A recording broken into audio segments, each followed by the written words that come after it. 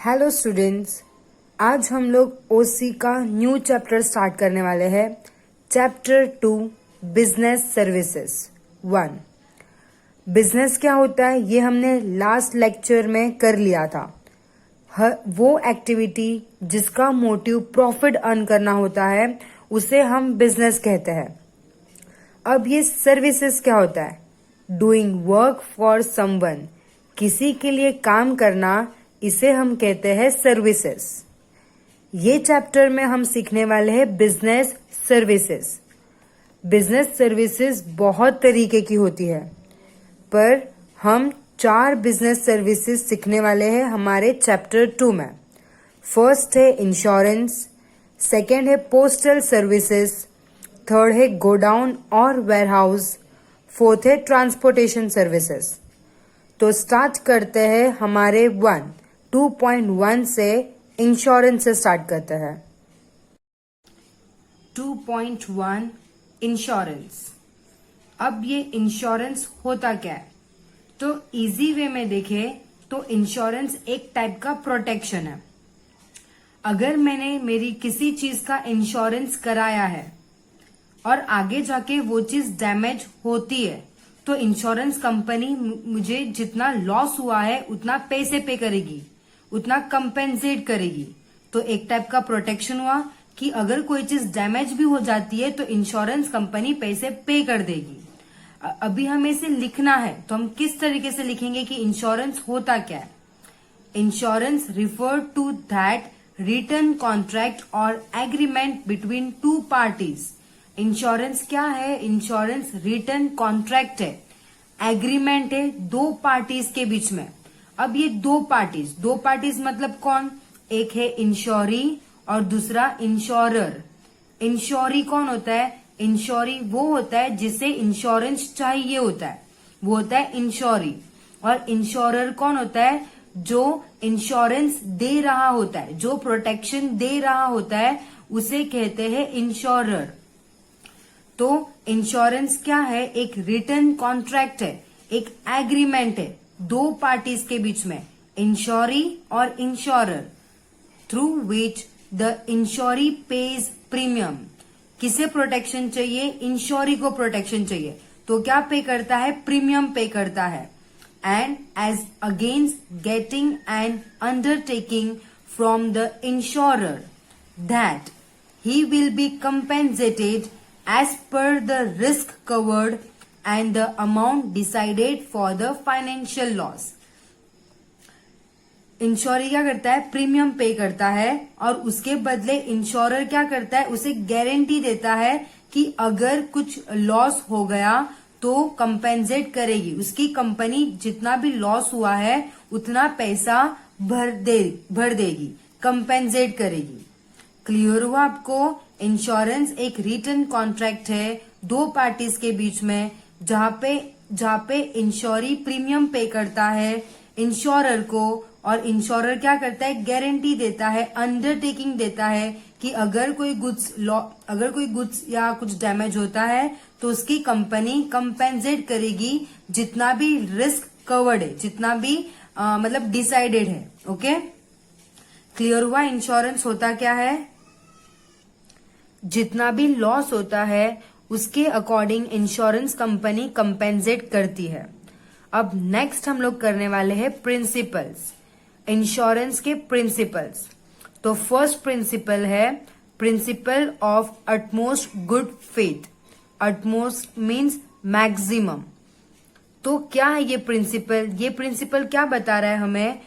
ये प्रिंसिपल ऐसे बता रहा है कि जो भी इंश्योरेंस का कॉन्ट्रैक्ट है उसका मेन ऑब्जेक्टिव प्रॉफिट अर्न करना नहीं होता है।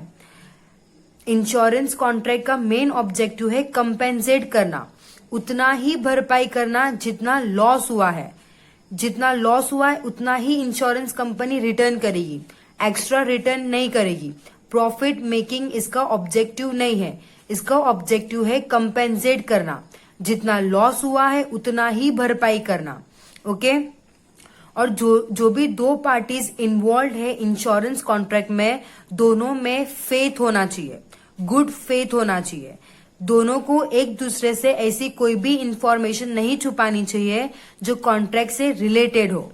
अगर सपोज कोई भी एक पर्सन सामने से कुछ नहीं पूछ रहा है और दूसरे पर्सन को वो चीज के बारे में पता है कि ये रिलेटेड है कॉन्ट्रैक्ट से, तो उसे खुद बता देना चाहिए, कुछ भी छुपाना नहीं चाहिए। अगर कुछ चीजें छुप जाती है जो कॉन्ट्रैक्ट से रिलेटेड है पर डिसाइडेड नहीं हुई है, एक दूसरे को नहीं बताई है, तो कॉन्ट्रैक्ट हो जाता है वॉइड, मीन्स कॉन्ट्रैक्ट हो जाता है कैंसिल। तो principle of utmost good faith क्या बताता है कि दोनों पार्टीज के बीच में सब कुछ क्लियर हो जाना चाहिए। गुड्स के बारे में भी अगर कुछ इन्फॉर्मेशन है जो कॉन्ट्रैक्ट से रिलेटेड है तो सब कुछ क्लियर कर देना चाहिए एक दूसरे के बीच में। ओके, नेक्स्ट है principle of indemnity. Indemnity means security. अब ये इंश्योरेंस कंपनी क्या करती है, जितना गुड्स लॉस हो गया होता है, जितना गुड्स डैमेज हो गया होता है, उसका ही कंपेंसेशन देती है, उससे ज्यादा पैसे नहीं देती है। तो इंश्योरेंस का जो मेन प्रिंसिपल है वो है principle of indemnity, principle of security. ये प्रिंसिपल हमें बताता है कि इंश्योरेंस कंपनी को कितना कंपेंसेट करना चाहिए इंश्योरी को, कितना पैसा पे करना चाहिए इंश्योरी को, ये प्रिंसिपल हमें यही बताता है। अब यही चीज को हम एग्जाम्पल से समझेंगे। If a person takes an insurance policy for ₹3 lakh but the original value of the product is ₹5 lakh। देखो, एक पर्सन 3 लाख की इंश्योरेंस पॉलिसी लेता है, 3 लाख का इंश्योरेंस लेता है, पर गुड्स कितने के थे, 5 लाख के गुड्स थे, पर इंश्योरेंस कितने का लिया उसने, 3 लाख का इंश्योरेंस लिया।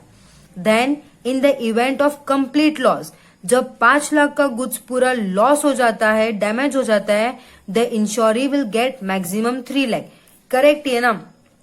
देखो क्या बता रहा है ये एग्जाम्पल कि 5 लाख का गुड्स था, 5 लाख का उसके पास प्रोडक्ट था, पर 5 लाख में से उसने 3 लाख का ही इंश्योरेंस लिया था। तो जब ये सब गुड्स जल गए, मतलब पूरे के पूरे 5 लाख गुड्स डैमेज हो गए, तो इंश्योरेंस कंपनी कितना देगी, जितना इंश्योरेंस उसने लिया था, 3 लाख का इंश्योरेंस लिया था, तो 3 लाख रुपए ही देगी। क्लियर हुआ एग्जाम्पल ए से।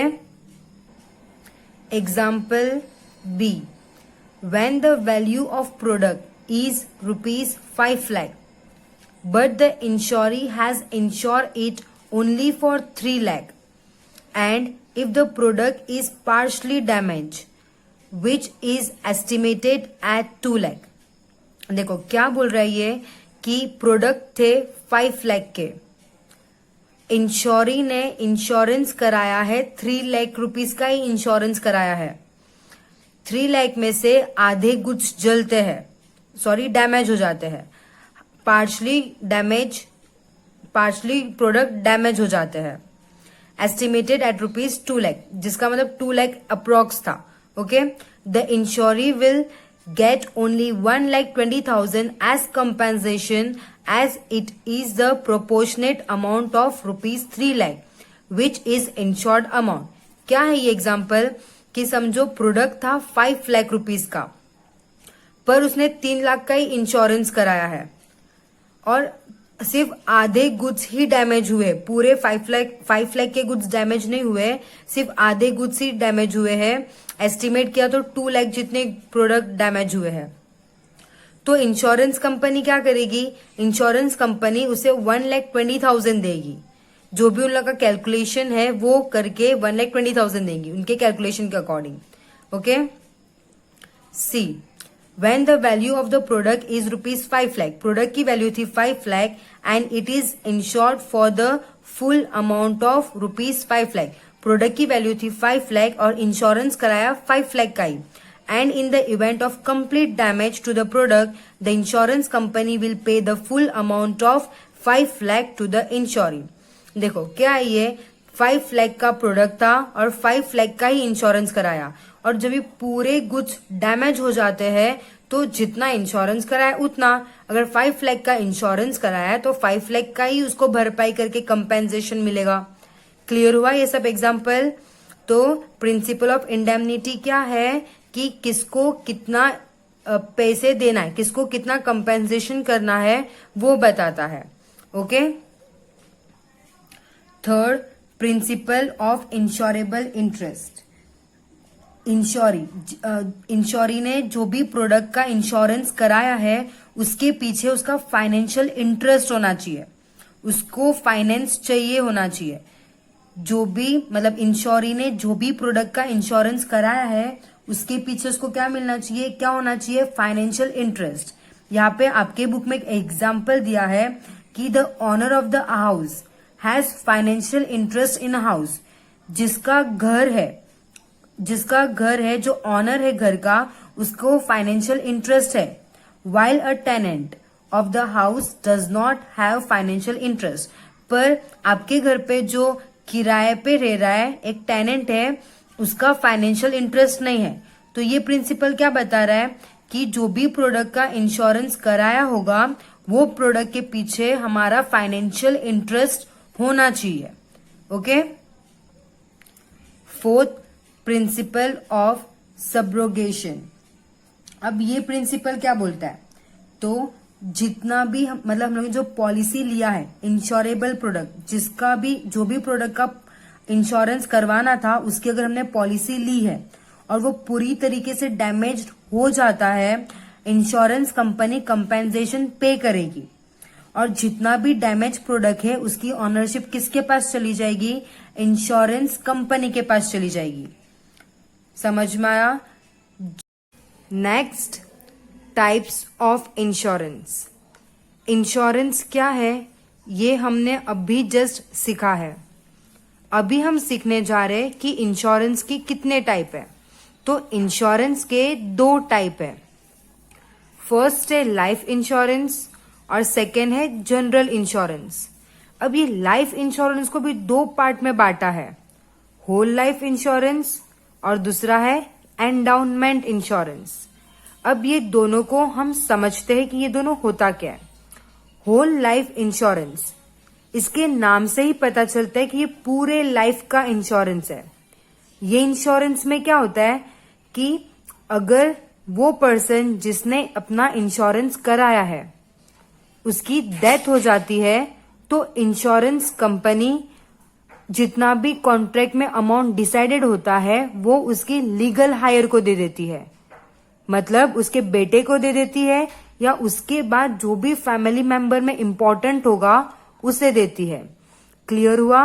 होल लाइफ इंश्योरेंस मीन्स जिसने भी इंश्योरेंस कराया है वो पर्सन की डेथ होने के बाद इंश्योरेंस कंपनी जो भी पैसा है, जो भी कंपेंसेशन है, वो किसे पे करती है, लीगल हायर को, उसके बेटे को या उसके बाद जो भी इंपॉर्टेंट मेंबर होगा फैमिली में उसे। सेकेंड है हमारा दूसरा टाइप है एंडाउनमेंट इंश्योरेंस। ये एंडाउनमेंट इंश्योरेंस क्या होता है, तो ये पूरे लाइफ का इंश्योरेंस नहीं होता है। ये इंश्योरेंस में एक टाइम डिसाइडेड होता है कि ये टाइम के बाद इंश्योरेंस कंपनी आपको पैसे दे देगी। वो टाइम क्या है, वो कॉन्ट्रैक्ट में पहले से ही डिसाइडेड होता है। क्लियर हुआ? ये पूरे लाइफ का नहीं होता है, एक पीरियड तक का होता है। वो पीरियड के खत्म होने के बाद इंश्योरेंस कंपनी पैसे देती है। अगर जिसने इंश्योरेंस कराया है वो जिंदा होगा तो उसे पैसे देगी, अगर उसकी डेथ हो गई होगी तो लीगल हायर को देगी। तो क्लियर हुआ लाइफ इंश्योरेंस के दोनों टाइप। अब हम सीखेंगे जनरल इंश्योरेंस। जनरल इंश्योरेंस में 3 टाइप है, goods transportation insurance, fire insurance, other general insurance. ये तीनों को हम लोग एक एक करके समझते हैं। तो स्टार्ट करते हैं गुड्स ट्रांसपोर्टेशन इंश्योरेंस।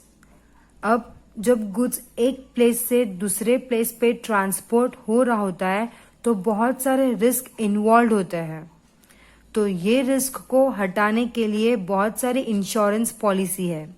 उसमें से कुछ है marine insurance, air insurance, rail road insurance.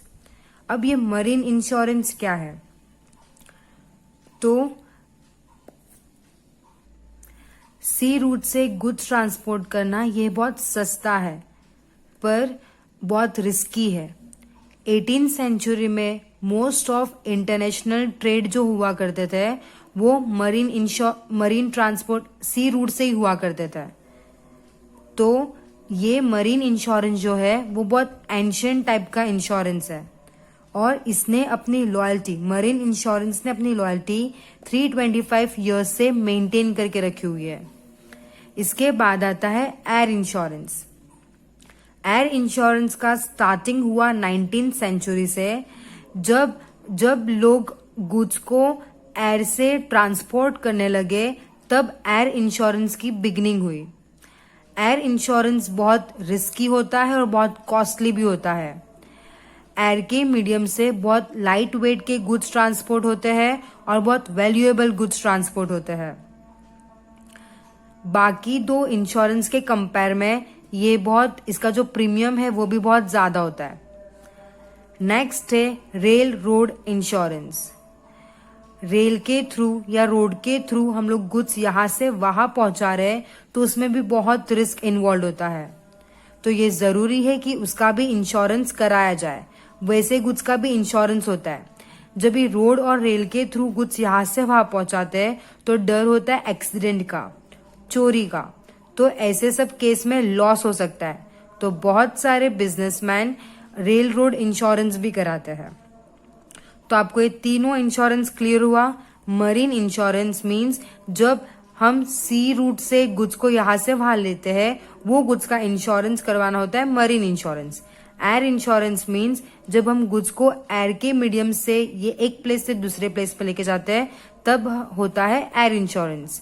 Rail road insurance means जब हम रेलवे या रोडवे के थ्रू गुड्स को एक प्लेस से दूसरे प्लेस पे लेके जाते हैं और उसमें जो इंश्योरेंस कराते हैं उसे कहते हैं rail road insurance. B, fire insurance. अब ये फायर इंश्योरेंस क्या है? फायर इंश्योरेंस एक गारंटी है जो इंश्योरेंस कंपनी देती है।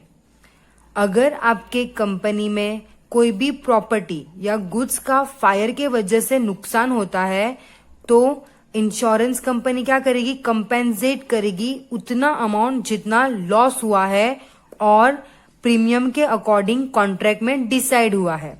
तो क्लियर हुआ फायर इंश्योरेंस क्या होता है। फायर के वजह से जो भी लॉस होता है उसको इंश्योरेंस कंपनी उतना कंपेंसेट करती है, उसे कहते हैं फायर इंश्योरेंस। अब थर्ड है अदर जनरल इंश्योरेंस। इंश्योरेंस का बिजनेस बहुत तेजी से बढ़ रहा है और नए नए टाइप के इंश्योरेंस इंट्रोड्यूस हुए। तो ये सब जो न्यू टाइप के इंश्योरेंस है वो किस में है? अदर जनरल इंश्योरेंस में है।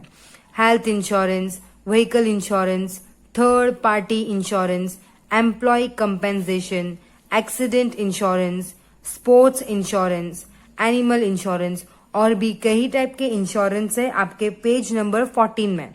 आप एक बार रिफर कर लेना। ओके।